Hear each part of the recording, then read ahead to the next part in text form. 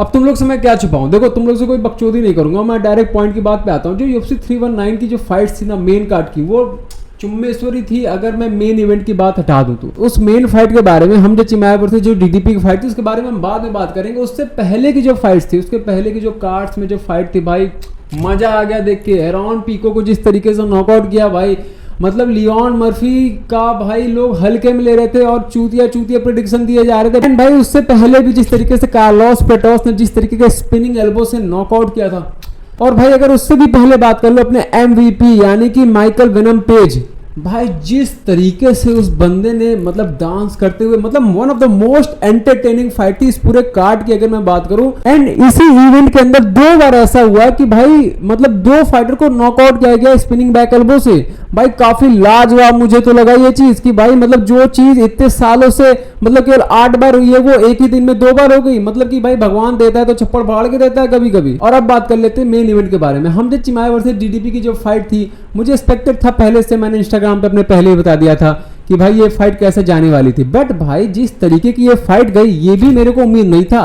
Pure domination, मतलब चिपक गया बंदा तो चिपक गया, बेताल बन जाता है भाई। मतलब एक तरीके से बोल लो कि ये बना तो मोस्ट बोरिंग चैंपियनशिप फाइट थी। तुम लोगों का क्या है भाई, कमेंट बॉक्स में बोलोगे कि भाई तू गलत बोल रहा है, तू हेट कर रहा है। भाई मैं गलत कुछ नहीं बोल रहा, रीजन सुनो पहले, रीजनिंग समझो चीजों के पीछे की। देखो UFC जो है वो एक एंटरटेनिंग वो है ऑर्गेनाइजेशन हो, उसके अंदर एंटरटेनमेंट का पर्पस होता है। इसके लिए हमें फाइट्स को एंटरटेनिंग बनानी पड़ती है, तभी आप काफी ज्यादा टिकट्स की सेल ला पाओगे और आपके जो व्यूज होंगे वो छप्पड़ फाड़ के आएंगे। ऐसी फाइट जो होती है ना भाई, मैं झूठ न बोलूँ तो इससे UFC को घाटा तो होता है। रीजन बिहाइंड दैट कि भाई इनका जो सेल होती है ना वो डाउन होने के चांसेस बढ़ जाते हैं। अब मैं देख रहा था कि काफी ज्यादा क्रिटिसिज्म आ रहे थे, इसमें मैं एक चीज बोलना चाहूंगा कि भाई ताली एक हाथ से कभी नहीं बजती है। अगर ये फाइट बोरिंग हुई है तो इसके पीछे का रीजन है कि जो DDP थे वो लैग कर गए थे भाई। वो बंदा एक भी टेक डाउन डिफेंस नहीं कर पा रहा था, वो बंदा खड़ा नहीं हो पा रहा था, वो बंदे का गार्ड ढंग का नहीं था, वो बंदा हर बार गिर जा रहा था एंड उठ नहीं पा रहा था। एंड यहाँ पे भाई कई बार हमसे चिमायब को मौका मिला था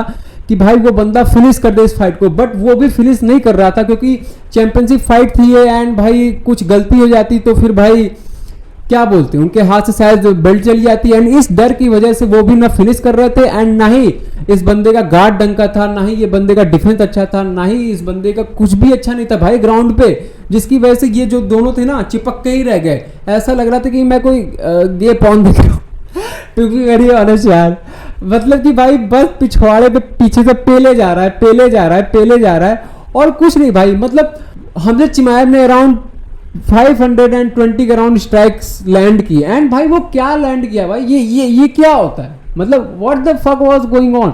बंदा चाहता तो सबमिट कर सकता था, उसके पास हर राउंड में मौका मिल रहा था, बट उस बंदे ने चांस नहीं लिया, जिसकी वजह से फाइट बोरिंग हो गई। एंड मैंने जैसा पहले बोला कि एक हाथ से कभी भी ताली नहीं बजती, तो इसमें दूसरी गलती ये कि भाई अगर DDP के अंदर इतना दम होता तो भाई अगर वो डिफेंस अच्छा कर दे तो ये जो फाइट थी ये मतलब ग्राउंड पे उतना नहीं जाती, स्टैंड अप फाइट होती, जैसा कि हुआ था किसके साथ, गिलबर्ट बर्न्स के साथ। गिलबर्ट बर्न्स के साथ जब फाइट हुई थी तो गिलबर्ट बर्न्स का गार्ड डिफेंस इतना अच्छा था कि हमने चिमाया को पता लग गया था कि अगर ग्राउंड गेम में बंदे को मैं तो सबमिट कर सकता हूं बट ये भी मेरी फाड़ के रख सकता है। जिसकी वजह से हुआ यूं था कि भाई गिलबर्ट बर्न्स की जो फाइट थी वो ग्राउंड से उठ के स्टैंड अप में भी काफी ज्यादा चली गई थी। एंड सेम चीज अपने उस्मान भाई के साथ भी हुई थी। तो भाई समझो मेरी बात को यार, देखो कुल मिला के बात ये है कि UFC जो है वो एक एंटरटेनमेंट एंटिटी है, एंटरटेनमेंट ऑर्गेनाइजेशन। उसको ऐसी फाइट्स की नीड होती है जो एक अच्छे लेवल पे प्रमोशन करे। मतलब कि हमसे चिमाय बोलते हैं कि भाई I will smash everybody, I will kill everybody,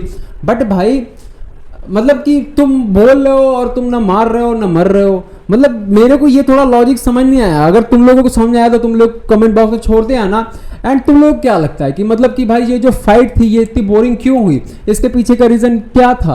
क्योंकि भाई मैंने तो बता दिया कि ताली एक हाथ से नहीं बजती है। अगर इस फाइट को बोरिंग होने से बचाना था तो दोनों तो को एक एंटरटेनिंग कुछ ना कुछ मोमेंट तो लाने चाहिए थे, बट नहीं, ऐसा लग रहा था कि बस बैक शॉट मारे जा रहे हैं भाई, बैक शॉट मारे जा रहे हैं। एंड उसके अलावा भी ना कोई ढंग का सबमिशन के लिए कोई जा रहा है, ना कोई कुछ भी नहीं कर रहा है भाई। पूरा फाइट में बस एक दूसरे के ऊपर लेटे हुए थे यार। एंड मैंने तुम लोगों को रीजन समझा दिया है कि क्यों ये फाइट बोरिंग हो गई थी, क्योंकि भाई ताली एक हाथ से नहीं बजती है। और तुम लोगों का क्या ओपिनियन है कमेंट बॉक्स में छोड़ते आना। तब तक के लिए मिलते हैं नेक्स्ट वीडियो में, बाय।